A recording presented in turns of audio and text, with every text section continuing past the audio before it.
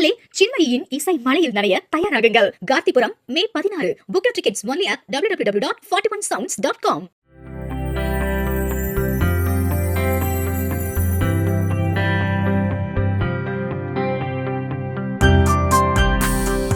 சேலம் மேற்கு சட்டமன்ற தொகுதி தமிழக வெற்றிக்கழக வேட்பாளர் லட்சுமணன் வேட்புமனு தாக்கல் செய்த கையோடு பிரச்சாரத்திலும் ஈடுபட்டுள்ளார். சூரமங்கலம் மற்றும் இதை ஒட்டியுள்ள ஊர்களில் அவர் வாக்கு சேகரிப்பில் ஈடுபட்டார்.